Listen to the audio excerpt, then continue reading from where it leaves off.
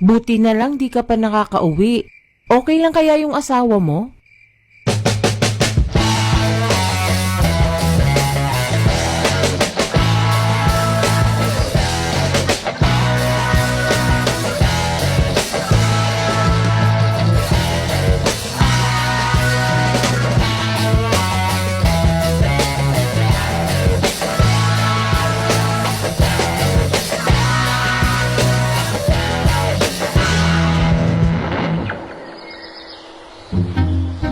Nakarating na ako sa paanan ng bundok.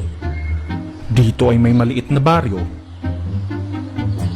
at dalawang tsismosa na mukhang bisugo.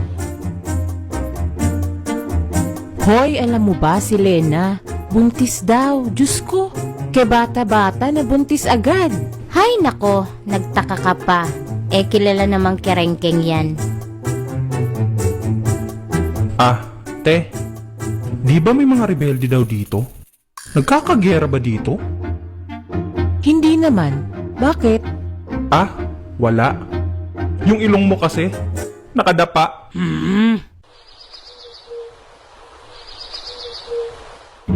Tutuloy na sana ako nang biglang, Manong! piste. Anong manong? Mukha ba akong matanda? Naku, pasensya na ho. Mukha ho kasi kayong Manong eh. Di ba kayo si Kabenjo? O bakit? Ako nga pala si Rigor. Rigor? Di ba kayo yung nakapatay sa manananggal? Hoy! Masamang magbintang Itinali ko lang yung manananggal. Bubuhayin ko naman yun eh. Kaso lang, nakatulog ako. Kasalanan ng araw yung... Ganun ba? Ano kasi, tuwing gabi, may umaligid sa aming aswang. Yung asawa ko kasi buntis. Tulungan mo naman kami Let me guess. Lena ba ang pangalan ng asawa mo? Teka, paano mo nalaman? Lena? Rigor? Ano to? Batang kwek-kwek? Matutulungan mo ba kami? Oo naman. Sa isang kondisyon. Ano yun? Pahiram ng damit. Okay, yun lang naman pala eh. Tsaka brief.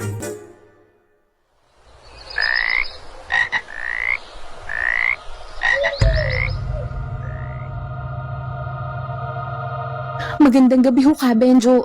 Maraming salamat naman na tutulungan niyo kami. Huwag kang mag-alala, Iha.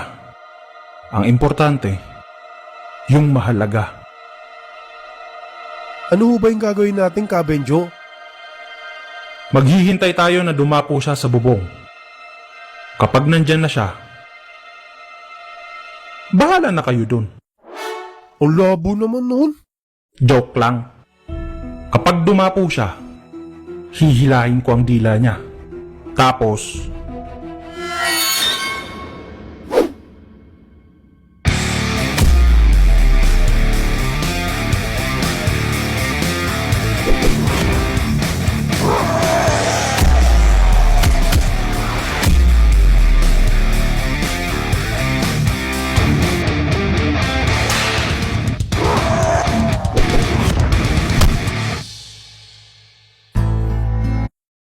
Cheese Whiz has calcium that helps make your bones strong. Cheese Whiz, for the strength to do more.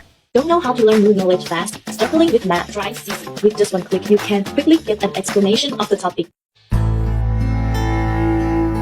oh, ayan. Dito ka sa loob ng bahay para di ka masinaga ng araw.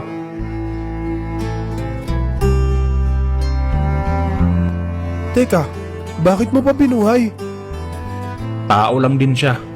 Bigyan natin ng pag-asang mabuhay. Tupot! Tupot ka! Tupot! Ay, piste. Papatayin ko na to! Uy, kalma ka lang. Mando? Mando? Mando, ikaw ba yan?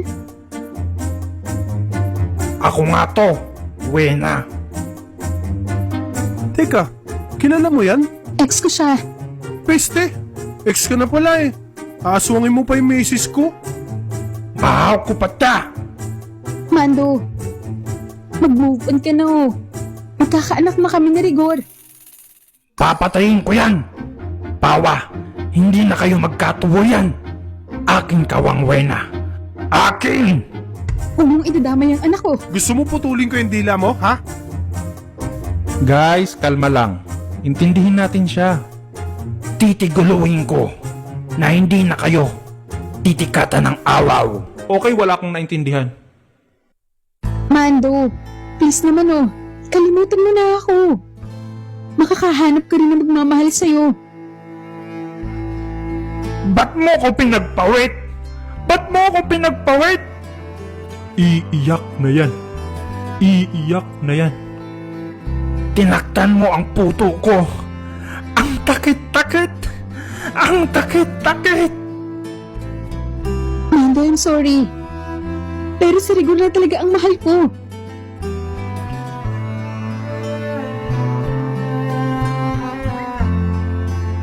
Mando, alam kong masakit. Pero hihilom din yan. Unahin mo munang sarili mo. Kailangan mong matutunan mahalin ng sarili mo. Kasi kung di mo mamahalin ang sarili mo, sino ang magmamahal sa'yo? Eh di ka na nga niya, love. Tige, kung takanya kamataya, kahit ang takit-takit, pinapawaya ko na kayong dawawa. Anong pinapalaya? Eh ikaw nga yung nakatali dyan. Bata, ipangako mo taking na mamahawin mo siya ng buong puto. Maraming salamat, Mando. Pangako, mamahalin ko siya.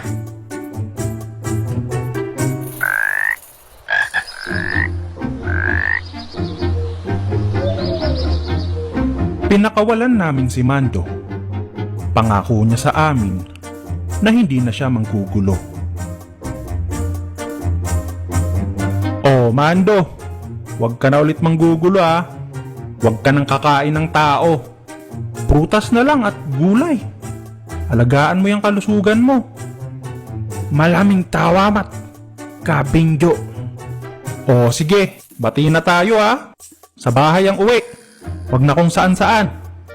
Baka mga aswang ka pa ulit ah. Yung dila mo, itago mo sa bulsa.